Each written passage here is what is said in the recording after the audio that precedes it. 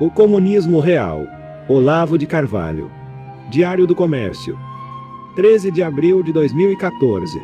Nos dicionários e na cabeça do povinho semi-analfabeto das universidades, a diferença entre capitalismo e comunismo é a de um modo de produção, ou, mais especificamente, a da propriedade dos meios de produção, privada num caso, pública no outro.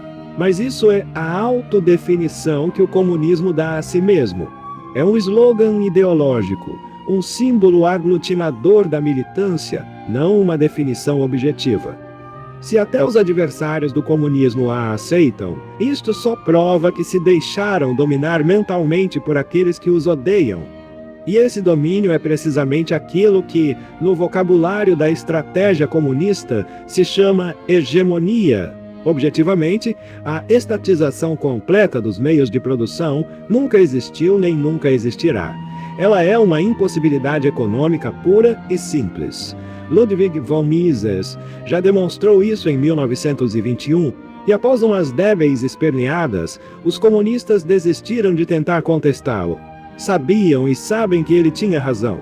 Em todos os regimes comunistas do mundo, uma parcela considerável da economia sempre se conservou nas mãos de investidores privados. De início clandestinamente, sob as vistas grossas de um governo consciente de que a economia não sobreviveria sem isso. Mais tarde, declarada e oficialmente sob o nome de perestroika ou qualquer outro.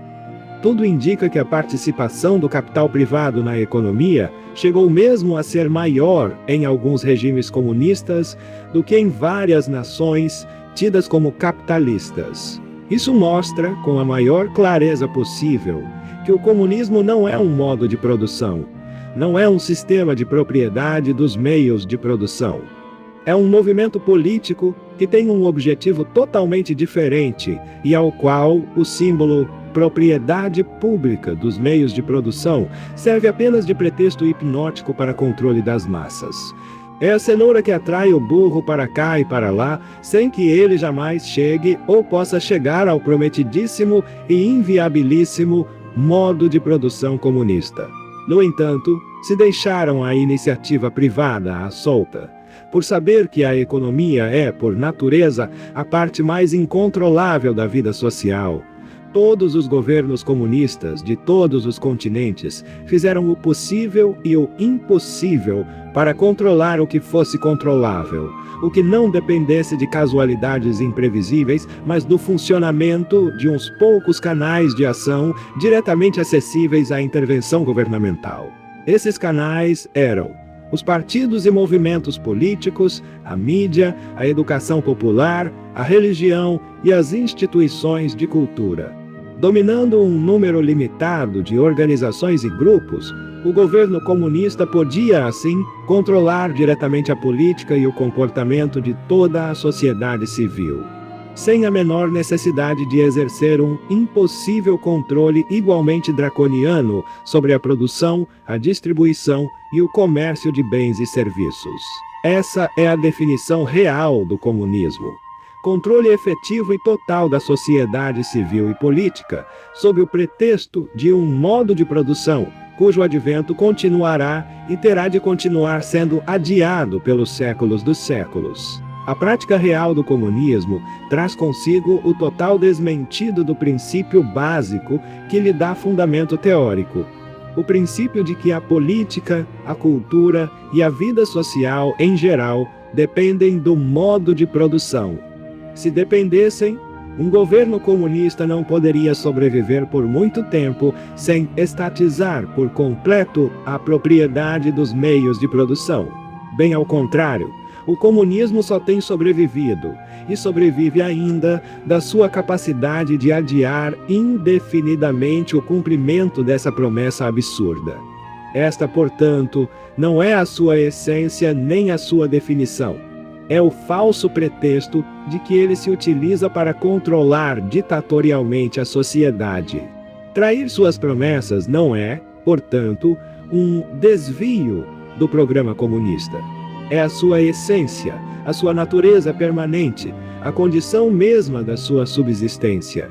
Compreensivelmente, É esse mesmo caráter dúplice e escorregadio que lhe permite ludibriar não somente a massa de seus adeptos e militantes, mas até seus inimigos declarados, os empresários capitalistas.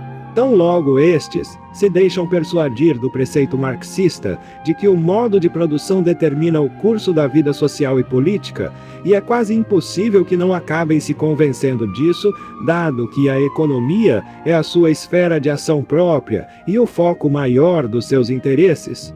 A conclusão que tiram daí é que, enquanto estiver garantida uma certa margem de ação para a iniciativa privada, o comunismo continuará sendo uma ameaça vaga, distante e até puramente imaginária.